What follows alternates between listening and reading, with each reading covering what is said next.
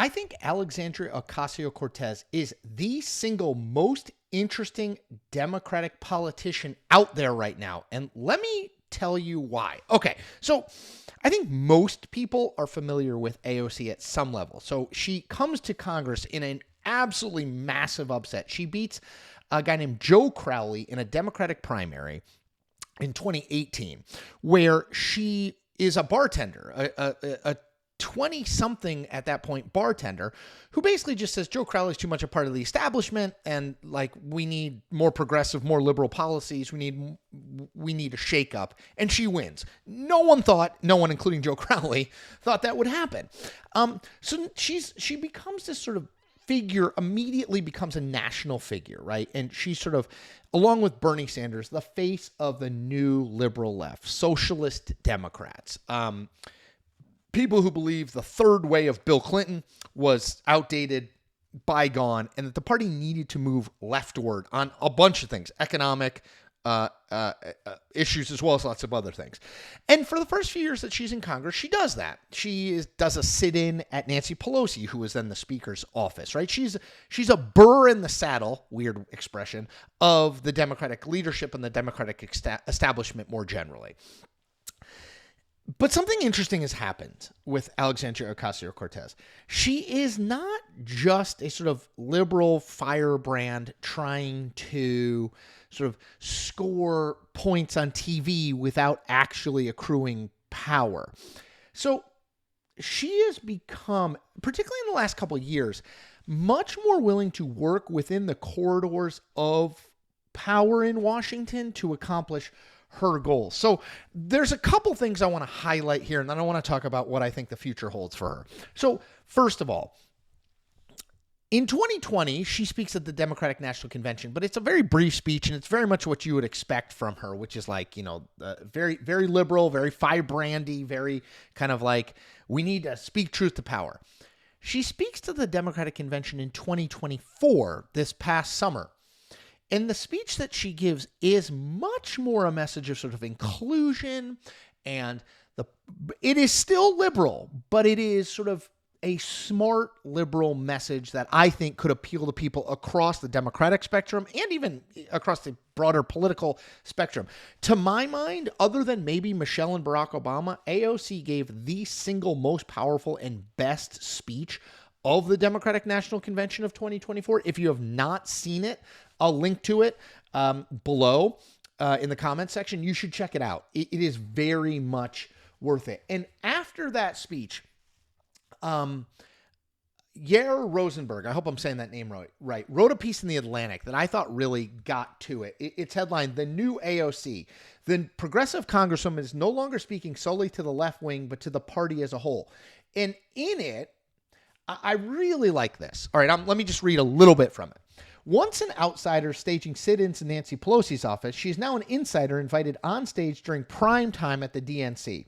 Ocasio-Cortez accomplished this not by abandoning her progressive principles, but by playing politics to advance them, accepting a seat at the table and making her case there. Formerly a factional leader against the Democratic establishment, she has positioned herself as a bridge between the party's mainstream and progressive wings. And unlike less successful members of the squad, she has transformed herself into a power broker rather than marginalized herself as a perpetual protester.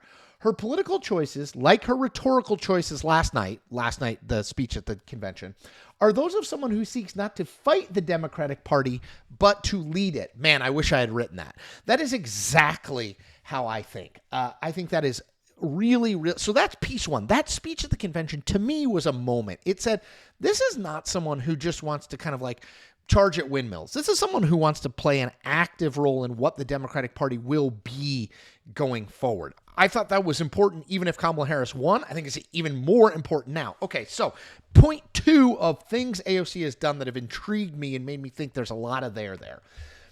In early December, she announces that she wants to be the top-ranking Democrat on the House Oversight Committee. Now, this is like an insider move, right? It's smart because The House Oversight Committee during a Trump presidency, even though Democrats will be in the minority, will be the people calling out Trump on whether it's his grifting, whether it's on, oversight. They do broad oversight, right? So Democrats, even though they're in the minority on the committee, will have some power to say Donald Trump is doing this, or Donald Trump is feathering his own nest, or Donald Trump is breaking rules.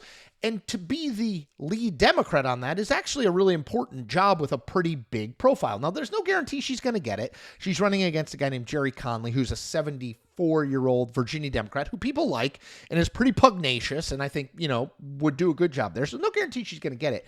But I think it's really, really interesting. This is the New York Times writing about that move. They said this: the contest promises to be a significant test of just how far one of the brightest Democratic stars has moved toward the mainstream since crashing into Congress 6 years ago as a left-wing insurgent. There is little doubt that Ms. Ocasio-Cortez, who joined a sit-in in the Speaker's suite before she had even been sworn in, has grown more comfortable working within her party's power structure. She won a primetime speaking slot at this year's Democratic National Convention and served as a prominent surrogate for Vice President Kamala Harris's presidential campaign, breaking with some fellow leftists along the way.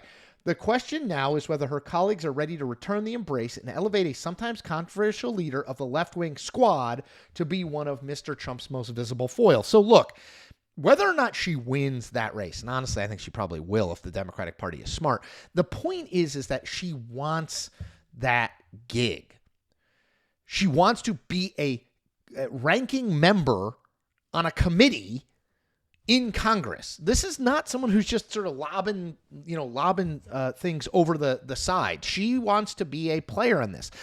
Okay, so those two things convince me of this, which goes back to the start. I think she is probably the most interesting person right now operating the Democratic Party. I'm most interested to see what she does. Because look, I think Gavin Newsom is going to run for president. I think Gretchen Whitmer is going to run for president. I think Josh Shapiro is going to run for president. I think Pete Buttigieg is going to run for president, okay? AOC, I don't know if she's going to run for president in 2028, but I think it's intriguing to think about. So let's look at her political future. First of all, she's 35. She turned 35 in October, which means if she wanted to run for president, she's now constitutionally able to do so. So that's one thing. She is someone with a huge national following and would be able to raise money and all those sorts of things. She is a member of Congress from New York. So there's a couple paths. One, she could keep trying to rise up in the House and, into House leadership, et cetera, et cetera. To me, that's a little bit uninteresting, but that's a possibility. Two, she could try to go statewide. The options for that are as follows. The best option, to my mind, would be she tries to be the governor of New York, if that interested her. Kathy Hochul is the Democratic governor up in 2026. Pretty badly damaged. She has not had a great run, potentially vulnerable in a primary. And AOC would obviously be a significant threat there, even though her experience is in the sort of legislative work, not in the executive branch. Maybe she wants to try that. I don't know. The Senate races are harder.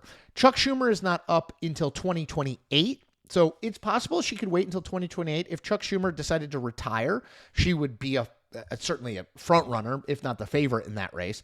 Or she could primary Schumer. I think that's less likely, but 2028 would be her first chance at the Senate no matter what. Kirsten Gillibrand is not up until 2030, and Kirsten Gillibrand is pretty young, and I would assume is going to run again. And I don't think AOC would primary her. So the Senate's a little way off. Governor's a little closer. But that gets me to the presidential. And look, I think that this election proved that the Democratic establishment, Joe Biden, Kamala Harris, isn't really getting it done, right? That their picks, just like, by the way, Barack Obama proved that the Republican establishment wasn't getting it done when he beat establishment candidates in 2008 and 2012, especially 2012 Mitt Romney. Those candidates didn't work. And whatever you think of Newsom and Whitmer and Buttigieg and Shapiro, they are establishment Democratic candidates. They are, they're varying ideologies, but mostly kind of left center, but not way left.